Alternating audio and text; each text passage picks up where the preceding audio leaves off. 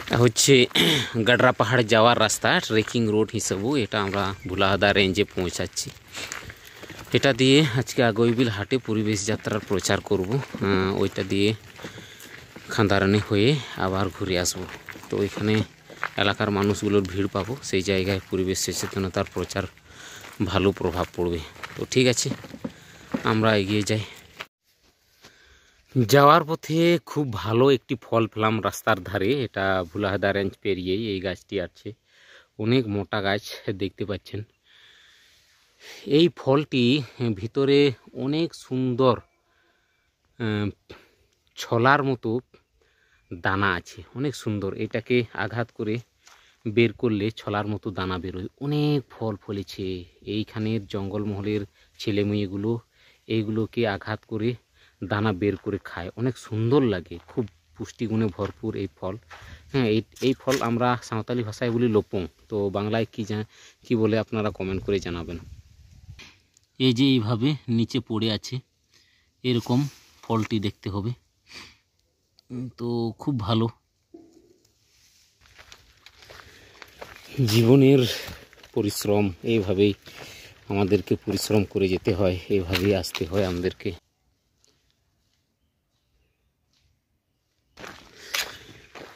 জীবন তো সংসারে থাকে অনেক রকম কাজকর্ম, তাই কাজ করতেই হয়। তো শেষ জীবনে এসেও এইভাবে পরিশ্রম, জীবনের অনেক কিছু প্রতিকূলতার মধ্য দিয়ে যেতে হয়।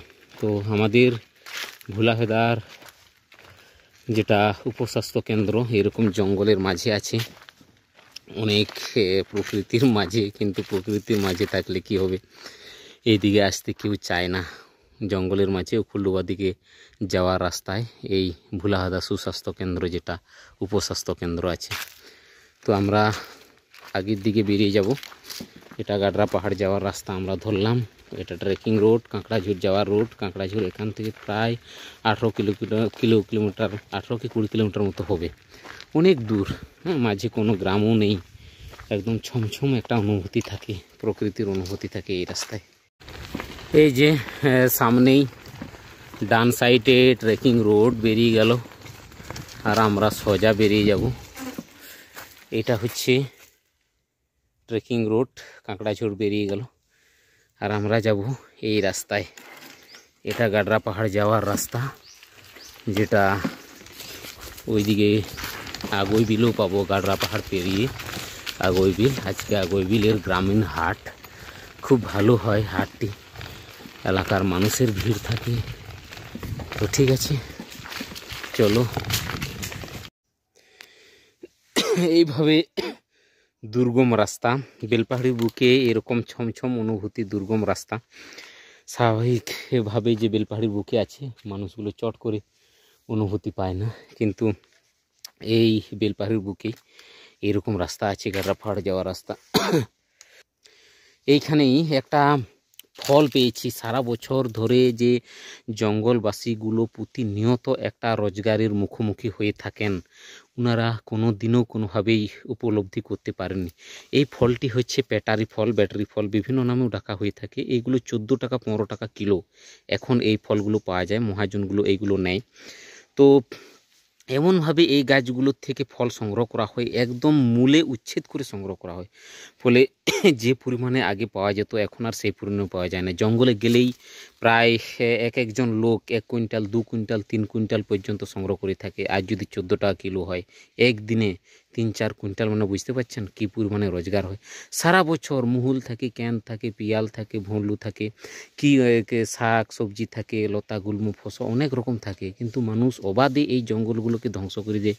কি জানি কি মেন্টালিটি এইগুলো ব্যবহার করে। তাই আমরা পরিবেশ সচেতনতার মাধ্যমে এইসব বার্তা দিচ্ছি, মানুষ অন্তত এই জায়গাগুলো সম্পদ হিসাবে ব্যবহার করুক, এখান থেকে একটা জীবন জীবিকার জন্য, প্রতিষ্ঠিত জীবন জীবিকা যেমন পাক। তো এই যে এইখানেও ব্যাটারি ফল দেখুন, এইগুলোতে ব্যাটারি ফল আছে 14 টাকা 15 টাকা কিলো। কি এমন খারাপ, জঙ্গলে গিয়ে যদি 1-2 কুইন্টাল সংগ্রহ করা যায়, কি এমন মন্দ বলুন। কিন্তু এইগুলোকে ধ্বংস করে দেয় মানুষ অজান্তেই, নিজেদের অজান্তেই নিজের জায়গাকেই ধ্বংস করে দিচ্ছে। আর বলে যে আমাদের রোজগার নেই, কোথায় সম্পদ নেই, কোথায় কাজ নেই। ওয়াও, কি রাস্তা!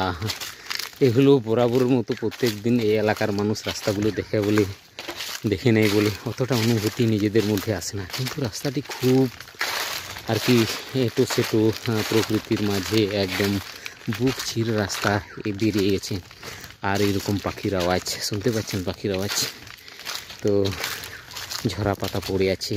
আর এই রাস্তা দিয়ে যদি একাকী নিজের মন থেকে হেঁটে চলা, যেগুলো আলাদা অনুভূতি দেয়, মনের মধ্যে তৃপ্তি দেয়, অক্লান্ত পরিশ্রম করে দিনের শেষে এই রাস্তা পাওয়া খুবই সাধ্যের, খুবই আনন্দের। তো ঠিক আছে, আমরা আগের দিকে এগিয়ে যাই। অনেক রকম নতুন নতুন গাছ, অনেক রকম কি বলবো, প্রকৃতির জিনিস অনুভব করতে পারবে এই রাস্তার মধ্য দিয়ে। আমরা গাডরা পাহাড়ের অনেক কাছাকাছি এসে পৌঁছেছি। রাস্তাটা জাস্ট দেখুন, দু সাইডে পুরো গাছ দিয়ে ঘেরা এই রাস্তা। খুব ভালো লাগছে এই রাস্তা দিয়ে যাতায়াত করতে। আর গরমেরও এসে পৌঁছে গেছে। এখন মোটামুটি গরম থেকে স্বস্তি পাওয়ার জন্য এরকম গাছগাছালি এই দরকার। তো আগের দিকে যাই, গাডরা পাহাড়ে গিয়ে সেখানে পাহাড়ে হালকা উঠার চেষ্টা করব, নাহলে হাটের দিকে আমরা বেরিয়ে দেবো।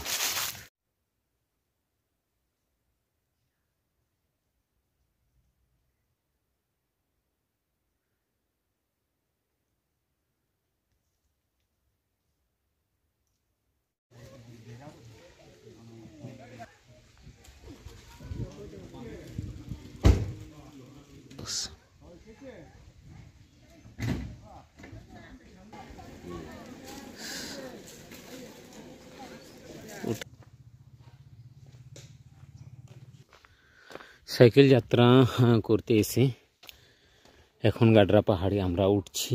গাডরা পাহাড়ের উপরে টপ হিল, আজকে গাডরা পাহাড়ের টপ হিল যেখানে শিব মন্দির আছে, সেই জায়গায় আমি আপনাদেরকে দেখাবো। চলো উপরে যাই।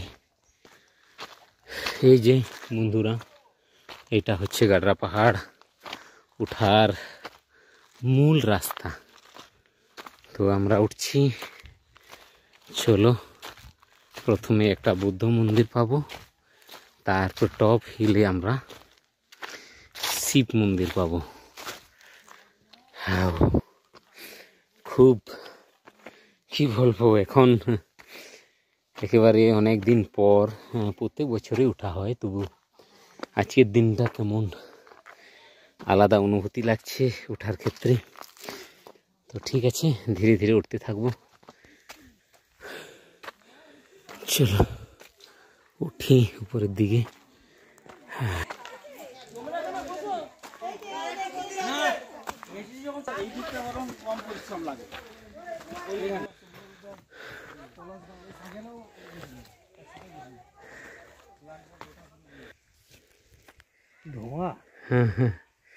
ধোঁয়া ধোঁয়া লাগছে, তো খুব ভালো লাগছে। ধোঁয়া ধোঁয়া লাগছে। ঘান মাসে প্রত্যেক বছরেই হয় আর কি, খিচুড়ি হয় এইখানে।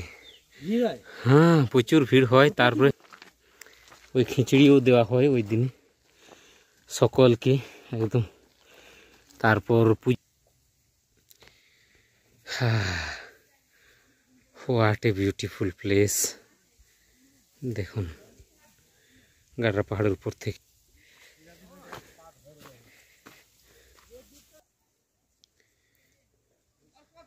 এইভাবে গাডরা পাহাড়ের উপর থেকে জায়গাগুলো দেখাচ্ছে, খুব ভালো দেখাচ্ছে, খুব সুন্দর।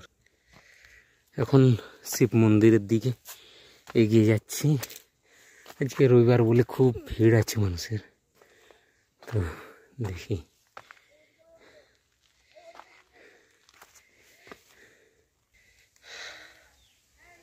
যতটা উপরে যাচ্ছি জায়গাটা খুব ক্লিয়ার, সুন্দর দেখাচ্ছে।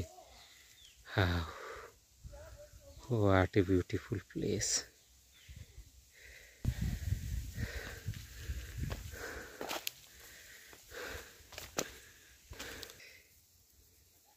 জাস্ট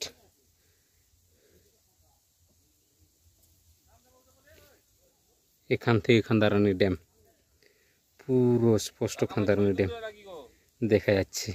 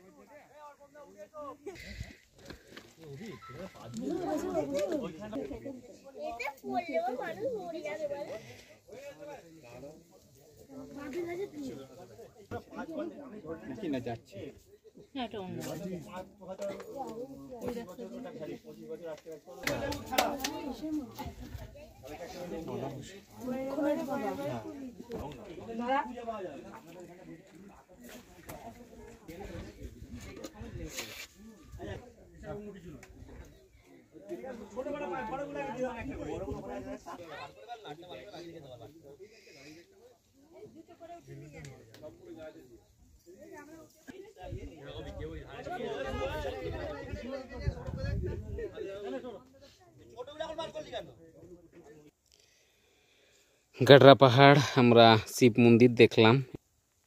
এখন আমরা নিচের দিকে নামবো। খুব ভালো ভিউ দেখলাম, ভিউ পয়েন্ট। আর একটা গুহা আছে যেখানে পুজো দেওয়া হয় আষাঢ় মাসের প্রথম শনিবারে, কিন্তু সেই গুহাতে খুব রিস্কি ভিতরে যাওয়া। তো ঠিক আছে, এখন আমরা হাটের দিকে যাই।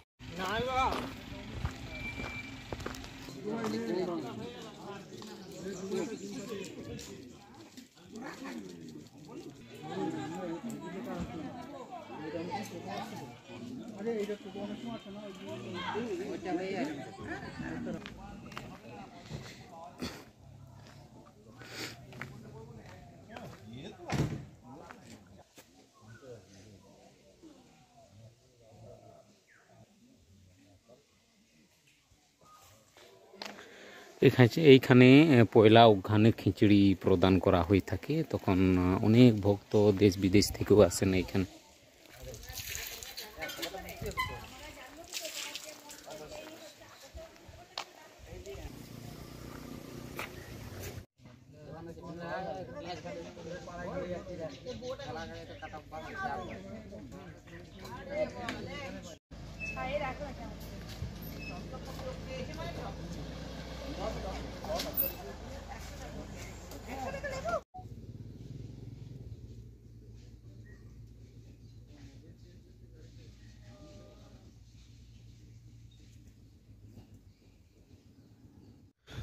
তো ঠিক আছে, আমরা গাডরা পাহাড় দেখলাম। কেমন লাগলো আপনাদের সকলেই কমেন্ট করে জানাবেন। আজকের ভিডিওটি এই পর্যন্তই। আমার নেচার লাভার ইউটিউব চ্যানেলটি সাবস্ক্রাইব করে রাখবেন আপনাদের পাশে থাকার জন্য। ঠিক আছে।